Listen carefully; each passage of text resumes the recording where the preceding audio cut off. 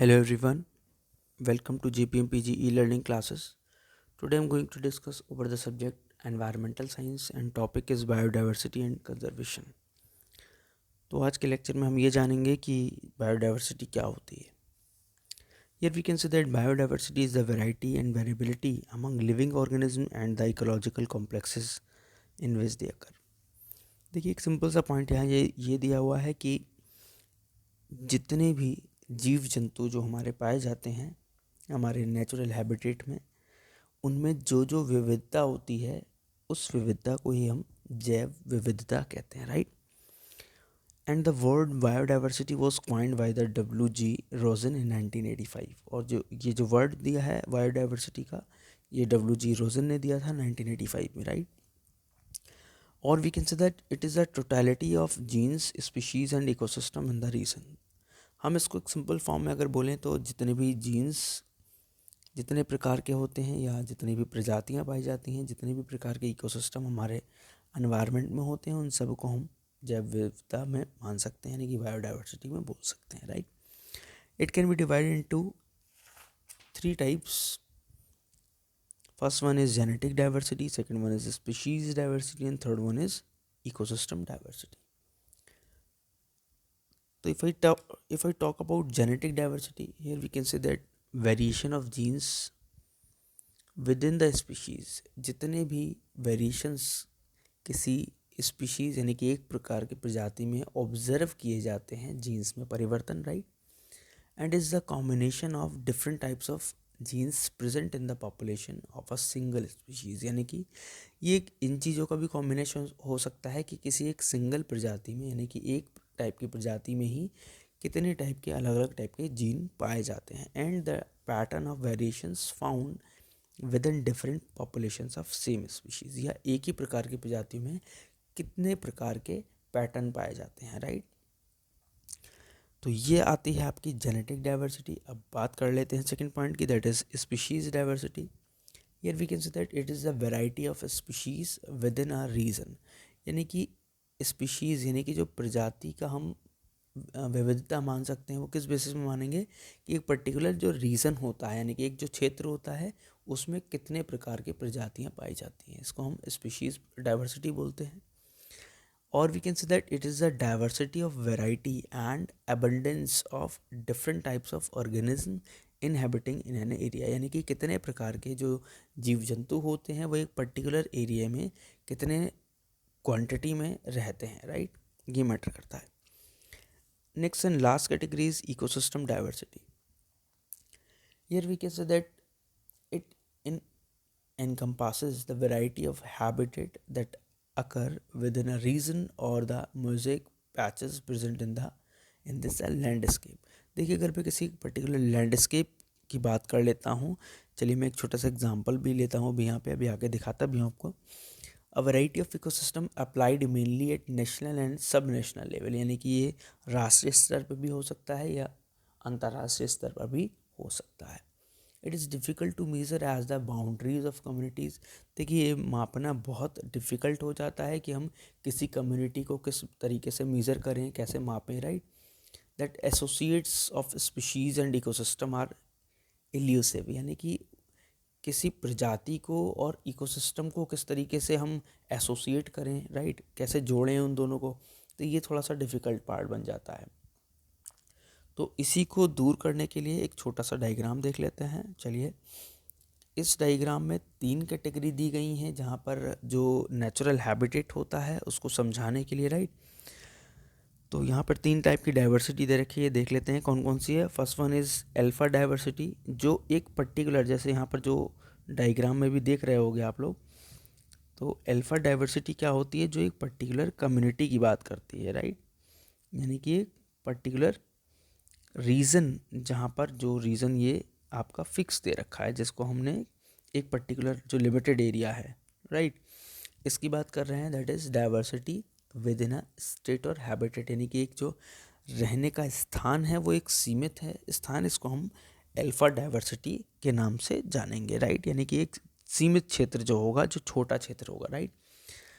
If I talk about second one is that is beta diversity between communities. अब यहाँ जो बात करते हैं यही इस अलग अलग प्रकार के जो आपके हैबिटेट होते हैं अल्फा डाइवर्सिटी के, एक ये है, एक ये है और एक ये है, राइट। तो ये अब बात कर लेते हैं बीटा डाइवर्सिटी की। तो दो कम्युनिटीज़ की जब भी बात करते हैं, यानी कि एक कम्युनिटी की बात नहीं की जाएगी यहाँ पर, दो कम्युनिटी की जब भी बात की जा रही है, यानी कि इन दोनों की अगर हम बात कर रहे हैं, that is difference of diversity between habitats, यानी कि एक प्रवास में और दूसरे प्रवास में क्या क्या भिन्नता पाई जाती है, तो वो हमारी बीटा डाइवर्सिटी कहलाती है, right. And third one is gamma diversity. Here we can see the difference in site diversity over a large area like continent, यानी कि अगर मैं किसी बड़े जियोलॉजिकल रीजन की बात कर लेता हूँ, राइट, मैं अगर किसी बड़े जियोलॉजिकल रीजन की बात करता हूँ, जैसे एक रीज़न ये था, एक रीज़न ये है और एक रीज़न ये, और ये बाकी का रीज़न भी जुड़ा हुआ है, यानी कि सारे हैबिटेट्स की जब मैं कंबाइंड स्टडी करने की बात करूँगा तो वो मेरी गामा डाइवर्सिटी ऑफ रीजन में इंक्लूड होगा, राइट। तो बस यही इसमें डिस्कस करना था आपसे। अब बात कर लेते हैं बायोडाइवर्सिटी कंजर्वेशन की। तो बायोडाइवर्सिटी कंजर्वेशन भी यहाँ पर दो कैटेगरी में आता है, एक इन सीटू कंजर्वेशन और एक एक्स सीटू कंजर्वेशन, राइट। तो इसमें जो फर्स्ट पॉइंट आ जाता है that is in situ conservation, इसको समझ लेते हैं।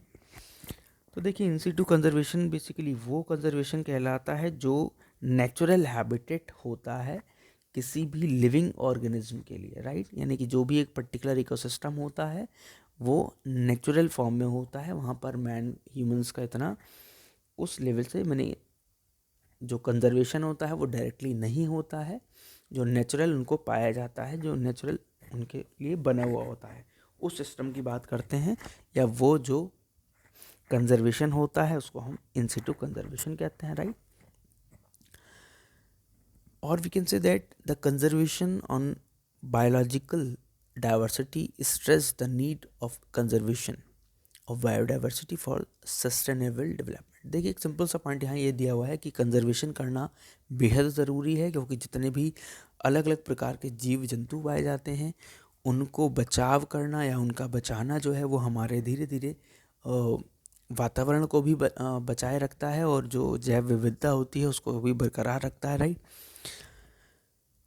और सिंपल सी बात करते हैं इन सीटू कंजर्वेशन की। Here we can see that the conservation of ecosystem that is natural habitat and the maintenance of recovery of viable population of species in their natural habitat, यानी कि जो प्राकृतिक प्रवास होता है किसी भी लिविंग ऑर्गेनिज्म के लिए या जो नेचुरल हैबिटेट होता है किसी भी ऑर्गेनिज्म के लिए, राइट। तो वो चीज़ जो है यानी कि प्रजातियां अलग अलग भिन्न भिन्न प्रकार की प्रजातियां पाई जा रही हैं, राइट। लेकिन वो जितने भी हैबिटेट यानी कि जो उनका प्रवास है वो प्राकृतिक है, मैन का इन्वॉल्वमेंट नहीं है, उसको हम इन सीटू कंजर्वेशन कहते हैं। यानी कि जिस बेसिस पे वो लोग नेचुरली चीज़ों को रिकवर करके अपनी स्पीशीज़ को यानी कि अपनी प्रजाति अपनी जाति को बचा सकते हैं, राइट। तो इसमें कुछ चीज़ें आ जाती हैं, इसको भी समझ लेते हैं। That is first one is biosphere, second one is national parks, third one is wild life sanctuaries and fourth one is sacred forest causes. तो सबसे पहला जो इम्पॉर्टेंट पॉइंट है वो बायोस्फीयर रिजर्व है, इसको हम समझ लेते हैं। देखिए बायोस्फीयर रिजर्व जो होता है इसको हम तीन कैटेगरी में समझ सकते हैं। First one is core zone, जिसको हम कोर जोन को नाम से जानते हैं, second one is buffer zone and third one is manipulation zone. देखिए कोर जोन वो जोन कहलाता है जहाँ पर किसी भी तरीके की ह्यूमन एक्टिविटी नहीं इन्वॉल्व होती है, राइट। यानी कि ह्यूमन का आना जाना वहाँ पर नहीं होता है, उसको हम कोर जोन कहते हैं। Second one is buffer zone. Buffer zone में क्या होता है कि लिमिटेड ह्यूमन एक्टिविटी इन्वॉल्व होती है, उसके अलावा उस एरिया में लिमिटेड क्षेत्र के अलावा ह्यूमन की कोई भी एक्टिविटी नहीं होती है। And third one is large number of human activity, क्योंकि हम जहाँ जिस सोसाइटी में रहते हैं वहाँ पर भी बहुत सारे नेचुरल हैबिटेट के फॉर्म में, यानी कि अगर हम बात करते हैं पक्षियों की, पेड़ों की, राइट, तो जो नेचुरल यानी कि प्रकृति के सीधे से जो हमको मिलता है वो एक तरीके से मैनिपुलेशन जोन में आता है, राइट। तो बेसिकली ये जो था ये आपका बायोस्फीयर का पार्ट था, यानी कि बायोस्फीयर रिसोर्स का पार्ट था, राइट। अब हम नेशनल पार्क्स की बात कर लेते हैं, जो बहुत फेमस हैं और पूछे भी जाते हैं अक्सर एग्ज़ाम्स में। जैसे पहला नेशनल पार्क है काजीरंगा नेशनल पार्क, कहाँ पर स्थित है? तो उसका आंसर इज़ असम में है, राइट। एक है गिर national park, that is Gujarat, ये गुजरात में स्थित है। और एक है दुधवा नेशनल पार्क, ये आपका उत्तर प्रदेश में है, राइट। तो बेसिकली ये थे आपके इन सिटू कंजर्वेशन के कुछ एग्जांपल्स। अब बात कर लेते हैं एक्सीटू कंजर्वेशन। तो देखिए एक्सीटू कंजर्वेशन क्या होता है, इसको भी बहुत सिंपल तरीके से समझना है।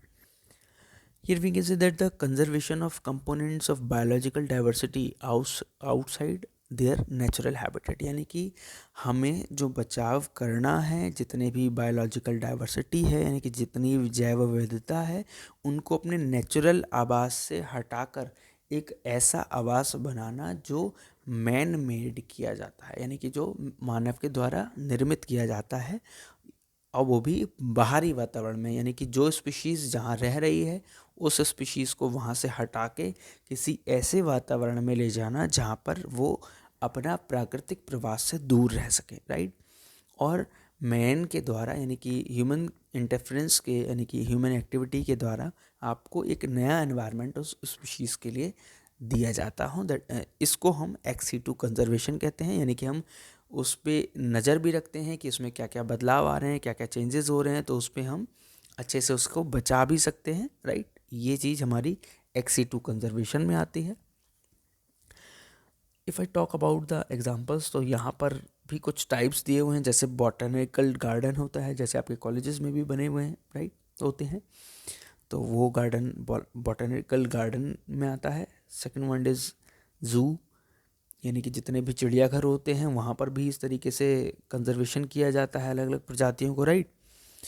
And third one is seed pollen in banks, यानी कि जितने भी आपके जो बीजों को बचाने के लिए अलग अलग तरीके के स्टोर हाउसेस बनाए जाते हैं, या जो जीन बैंक होते हैं, ठीक है, तो इनके लिए भी स्टोर हाउसेस होते हैं ताकि हम अलग अलग स्पीशीज़ को जो है हमेशा आगे सालों के हिसाब से सेफ रख सकें।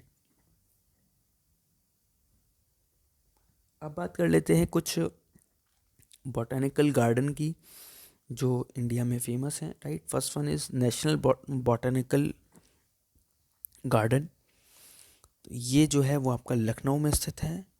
Second point is Indian botanical garden, ये आपका शिवपुर में है।